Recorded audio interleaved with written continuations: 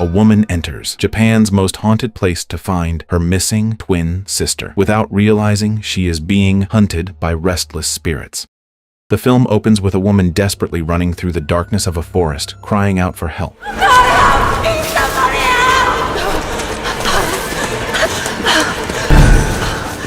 The scene then cuts to a woman named Sarah, who suddenly wakes up from a terrifying nightmare and immediately begins packing her belongings. It turns out that the woman seen running through the forest was Sarah's twin sister, Jess.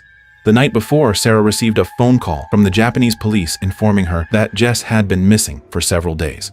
According to eyewitnesses, the last place Jess was seen was entering Aokigahara Forest. They filed a missing persons report. Your sister was last seen in Aokigahara Forest. For those who don't know, Aokigahara is a forest located at the base of Mount Fuji in Japan, infamous for the large number of people who have chosen to end their own lives there. Because of its dark reputation, the forest has long been surrounded by eerie legends, with many believing it is haunted by restless spirits. After hearing the news, Sarah couldn't understand why the police hadn't immediately launched a search, even though they had already received a missing person report from the school where Jess worked. The police explained that because Jess had entered Aokigahara Forest alone, they believed she had no intention of being found. They also told Sarah that if someone isn't found within 48 hours of entering the forest, they usually assume that the person has taken their own life. However, as Jess's twin sister, Sarah has a strong feeling that Jess is still alive and in danger. After ending the call, Sarah immediately tells her husband, Rob, that she's flying to Japan to search for Jess. She is convinced that her twin sister is still alive and desperately needs her help.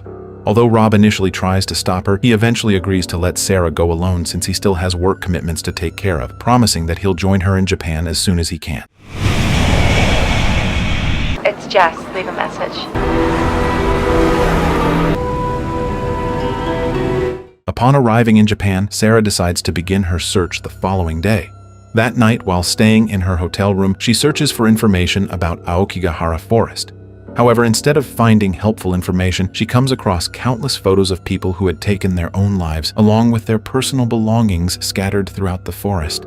Seeing all of this, Sarah finds it even harder to believe that Jess would willingly enter such a terrifying place. She can't stop wondering what could have possibly driven her twin sister to venture into a place like that. Later that night, as Sarah falls into a deep sleep, she is haunted by another terrifying nightmare.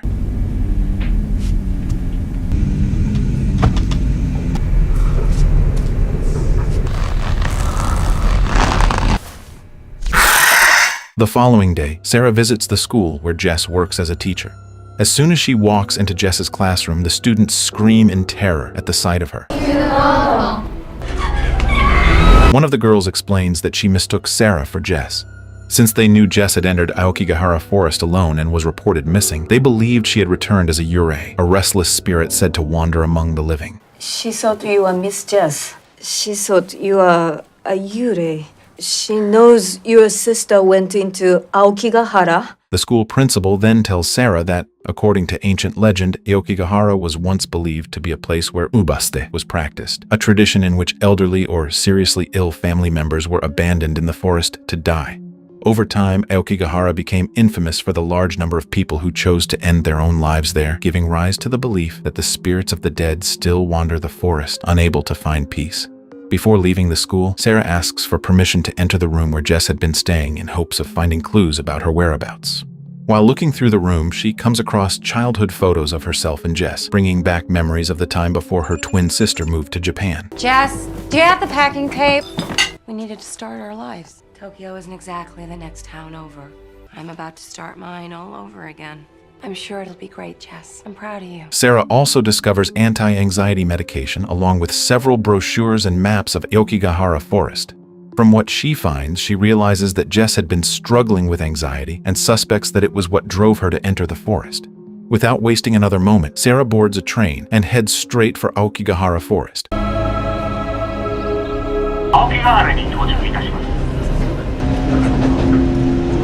Upon arriving at the station, Sarah heads straight to the visitor center to ask if anyone has seen Jess.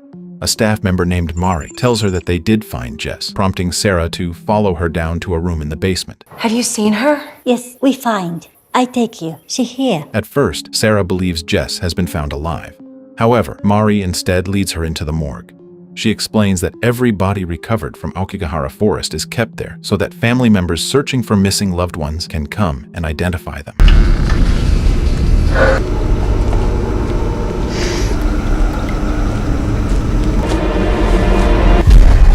Fortunately, Jess is not among the bodies. Even so, Sarah remains determined to enter Aokigahara Forest and asks Mari to help her find a guide, convinced that Jess is still alive. Mari refuses, explaining that no one is willing to guide people into the forest anymore. According to her, even those who leave markers along their path often end up getting lost, and many are eventually found dead. Unable to get any help, Sarah tries searching for a map of Aokigahara on her phone, but there is no signal in the area. A short while later, she meets a woman named Sakura and once again asks for someone to take her into the forest. Sakura immediately refuses, saying she's afraid of encountering yurei. She explains that yurei are believed to be restless spirits that prey on a person's grief. According to the legend, if someone becomes lost in the forest while carrying emotional pain, the yurei will deceive them, lead them astray, and eventually drive them to end their own life. The forest has yure. If you get lost and you have sadness in your heart, And yure can find you. They will use it against you, make you want to die, and make you see things. If the Yurei are looking for me, I'll be at my hotel. Despite being warned over and over again, Sarah refuses to believe the stories and remains determined to enter Aokigahara Forest. As night falls, Sarah decides to stay at a nearby inn for the night. Not long after, she is approached by a man named Aiden, who introduces himself as a journalist. You look familiar. Have we met? I'm Aiden, by the way. Sarah. During their conversation, Sarah explains that she came to Japan to search for her twin sister, who disappeared in Aokigahara Forest. She even admits that she's prepared to enter the forest alone if that's what it takes to find Jess. However, Aiden immediately warns her that the forest is extremely easy to get lost in. Coincidentally, he is planning to visit Aokigahara the next day to gather material for an article. He explains that he'll be accompanied by a Japanese friend who knows the forest's trails very well, then offers to let Sarah join them. However, Aiden has one condition. In return, he wants to use Sarah's search for Jess as the subject of the article he's working on. Will I be a celebrity in Australia? Right. You have to say yes out loud. Yes, out loud. Sarah agrees to the arrangement, and they decide to head to Aokigahara Forest together the following morning. Later that night, they continue talking, and Sarah opens up about her childhood with Jess. She reveals that after their parents passed away, she and Jess were raised by their grandmother. The following morning, Aiden introduces Sarah to his friend, Michi, a local guide who will accompany them into Aokigahara Forest.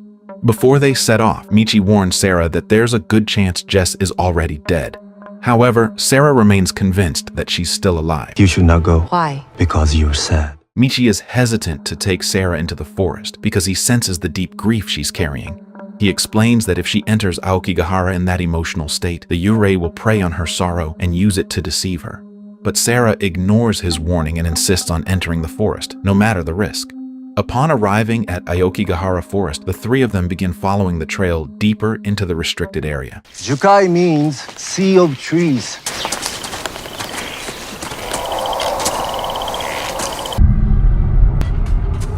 Along the way, Aiden points out that a compass won't work properly there because the forest sits on large deposits of iron, which interfere with its magnetic needle. Michi then warns both Sarah and Aiden that if they see anything strange or terrifying in the forest, they shouldn't immediately believe it's real, as it's most likely an illusion meant to deceive their minds. Not long afterward, they come across a man sitting alone outside his tent. Michi explains that the man is probably still struggling with the decision to end his own life, so he walks over to check on him. While Michi is talking to the man, Aiden asks Sarah what she'll do if they still can't find Jess by the end of the day. Without hesitation, Sarah replies that she'll keep coming back to the forest until she finds her twin sister. She also reveals that Jess had attempted to end her own life twice before, but each time Sarah managed to stop her. That's why she believes she can save Jess once again. She was living in Florida a few years ago and they found her unconscious. That was the second time. After confirming that the man is safe, they continue their journey. As they make their way through the forest, Sarah notices numerous ropes and ribbons tied around the trees. Michi explains that they're used as trail markers, allowing people to find their way back out of the forest. However, some leave them behind in the hope that one day someone will follow the trail and recover their bodies. A short while later, they decide to follow one of the ropes that appears to have been placed there recently. To their horror, Sarah suddenly discovers a body hanging from a tree. I must cut him down. Michi and Aiden immediately take the body down so the forest authorities can later recover it. After spending hours searching through Aokigahara Forest, they eventually come across a yellow tent that turns out to belong to Jess. I knew it. Oh my God, she's close. It's her. It's her. Seeing the tent gives Sarah renewed hope that her twin sister is still alive and somewhere nearby. However, even after searching the surrounding area, they still can't find any sign of Jess. As night begins to fall, Mishi suggests calling off the search and continuing the next morning. Sarah, however, refuses to leave and insists on waiting at the tent, believing Jess will eventually return. Michi warns her once again that Aokigahara becomes far more dangerous after dark. He also reminds her that people burdened with deep grief, like Sarah, are far more vulnerable to being deceived by the Yurei. Despite all the warnings, Sarah refuses to change her mind and insists on staying until she finds Jess. Not wanting to leave her alone, Aiden decides to stay by her side while Michi heads back out of the forest before nightfall. Before leaving, Michi tells Sarah and Aiden to remain at the tent, promising that he'll return to Aokigahara the following day so they can continue the search together. That night, Sarah and Aiden sit around the campfire, talking about their pasts. Jess must be lost. She's close. I closed my eyes, but she looked. My parents' bodies. She carried that all by herself. As she begins to feel sleepy, Sarah heads into the tent to rest, while Aiden stays outside to keep watch. But in the middle of the night, Sarah is once again haunted by a terrifying nightmare. Aiden, say something. Aiden.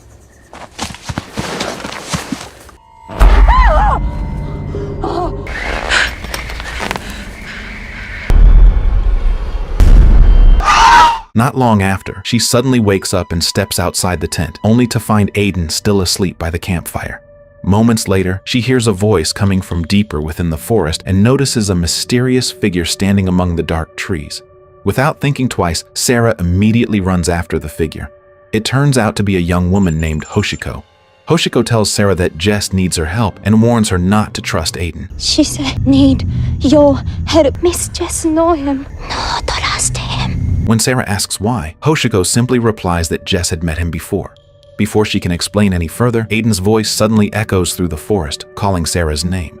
The moment Hoshiko hears him, she turns and runs deeper into the woods. Sarah chases after her but accidentally falls and injures herself. A short while later, Aiden finds Sarah and quickly helps her back to the tent. The following morning, Sarah and Aiden decide to continue their search without waiting for Mishi to return. On their way, Aiden chooses to follow the river, believing it will eventually lead them out of the forest. However, along the way, Sarah is startled by the sight of a dead body drifting downstream. As they continue walking, Sarah suddenly realizes that Aiden is heading in the opposite direction from the path they had been following earlier. Aiden explains that they're following the river downstream, so they're still heading the right way. But when Sarah looks back at the river, she notices that the current is now flowing in the opposite direction from before. We're not climbing the mountain. Water flows down. The unsettling change leaves her confused and wondering whether they're still on the same path at all. While making their way through the forest, Aiden's phone suddenly rings and accidentally starts playing a recording of the conversation they had the night before. Sarah is shocked to realize that Aiden had secretly recorded their entire conversation without asking for her permission. Aiden quickly explains that he only recorded it to use as notes for the article he's writing.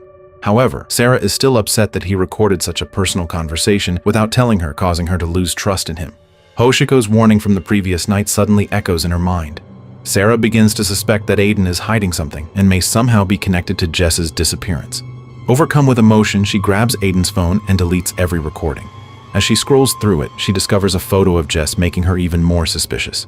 Convinced that Aiden had approached her on purpose and had already met Jess before, Sarah accuses him of lying. Aiden repeatedly denies every accusation, insisting that he has never met Jess. No longer willing to believe him, Sarah throws his phone aside and runs off alone into the forest. Give me the damn phone! No! Give me it.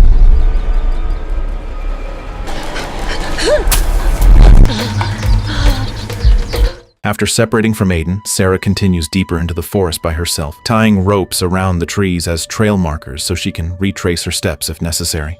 As she walks, she suddenly hears a whisper telling her to turn around. She tries to ignore it and keeps moving forward, but moments later, something horrifying happens behind her. Turn around, Sarah. Turn around, Sarah. Turn around, Sarah. You're not real!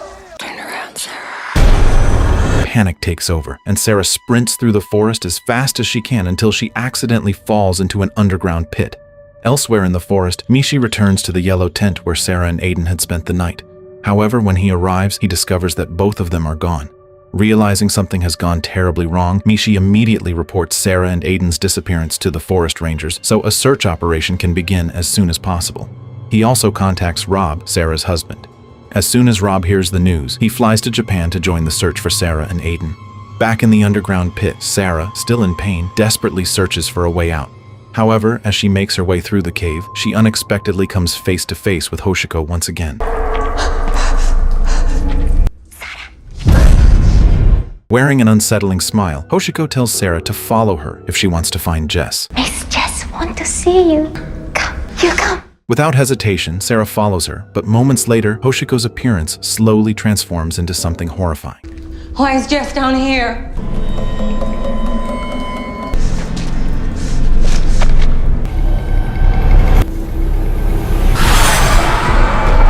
Terrified, Sarah immediately turns and runs as fast as she can, screaming for help. In the middle of her panic, she comes across a small camera lying on the ground. When she turns it on, she finds a series of photos that suddenly bring back memories from her past.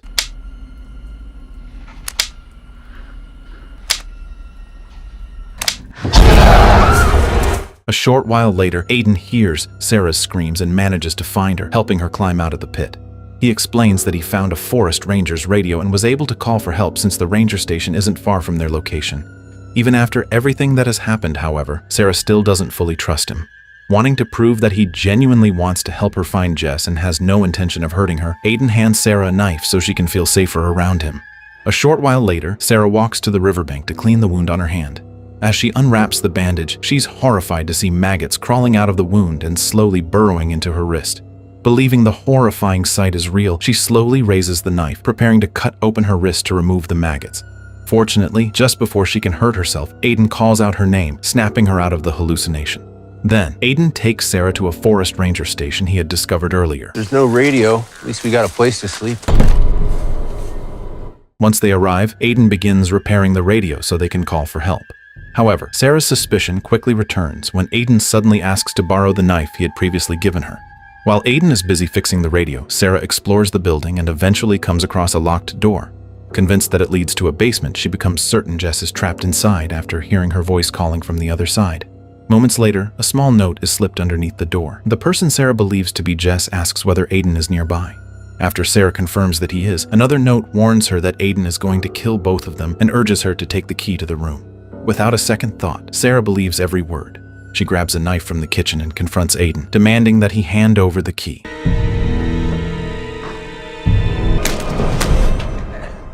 Sarah? I'll kill you if you don't let my sister out of that basement. Just let me get the key. Where is it? Aiden calmly explains that the key is inside his shoe and says he'll get it for her. However, as he reaches for the knife in Sarah's hand, the two struggle over it, and Aiden is accidentally stabbed, dying instantly.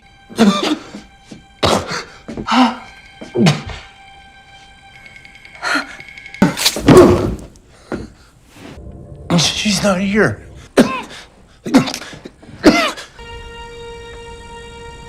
A few moments later, the door that had been locked suddenly swings open on its own. Sarah immediately steps inside and is horrified to find the bodies of her parents. It is finally revealed that they didn't die in a car accident as she had always believed. In reality, their father murdered their mother before taking his own life with a gun. Jess witnessed the entire tragedy after going downstairs first, while their grandmother covered Sarah's eyes before she could see what had happened. As a result, only Jess knew the horrifying truth about their parents' deaths. The trauma from that horrific night left Jess struggling with severe anxiety, while Sarah unknowingly buried the memory deep within her subconscious. Suddenly, their father's corpse comes back to life and attacks Sarah, grabbing hold of her arm. Believing she has no other choice, Sarah severs her father's hand before escaping the building. Outside, she finds herself surrounded by countless yurei. As she desperately runs, she hears Jess calling her name and immediately races toward the voice. However, Hoshiko suddenly appears and stops her, revealing the horrifying truth. While Sarah believed she had been cutting off her father's hand, she had actually been slashing her own wrist, trapped inside a hallucination created by the yurei. Hoshiko explains that Sarah had already died inside the old house after bleeding to death. Moments later, the restless spirits that haunt Aokigahara Forest drag Sarah away until her body is swallowed by the earth. In the end, Sarah becomes the next victim of the Yurei after ignoring every warning about entering Aokigahara Forest while carrying overwhelming grief. From the moment she entered the forest, Sarah repeatedly witnessed strange and terrifying events. However, because she refused to believe in the existence of the Yurei, she dismissed every warning sign until she eventually became trapped in a series of hallucinations that ultimately led to her death. Meanwhile, Aiden, who had genuinely intended to help Sarah from the very beginning, tragically became another victim of the hallucinations that had completely taken hold of her mind. It's also strongly implied that Hoshiko was one of the Yurei all along, deliberately manipulating Sarah, exploiting her grief, and driving a wedge between her and Aiden, ultimately leading them both to their deaths. Meanwhile, Rob, Michi, and the forest rangers continue searching for Sarah and Aiden when they're suddenly startled by a woman running out of Aokigahara Forest in a state of panic. To everyone's surprise, the woman turns out to be Jess. Rob immediately rushes over and asks if she had seen Sarah anywhere inside the forest. However, Jess looks confused and explains that during the 4 days she was trapped in Aokigahara, she never encountered anyone. The forest rangers then escort Jess to a vehicle for evacuation, but she refuses to leave after learning that Sarah had traveled all the way to Japan to search for her and had now gone missing instead. As Jess stares back into Aokigahara Forest, she suddenly falls silent, her expression turning completely blank. It's likely that at that very moment, she realizes the bond she shared with her twin sister has been severed following Sarah's death. Although Jess had spent more time inside the forest, she managed to stay calm and resisted the Yurei's influence. Sarah, on the other hand, entered the forest carrying overwhelming grief and anxiety, making her far more vulnerable to the hallucinations created by the Yurei. In the end, Rob and Jess leave the area. Before departing, Michi takes one last look toward Aokigahara Forest and catches a glimpse of Sarah, who has now become one of the Yurei, wandering through the woods. By the time the search is officially called off, neither Sarah's nor Aiden's body is ever recovered, and with that, the story comes to an end.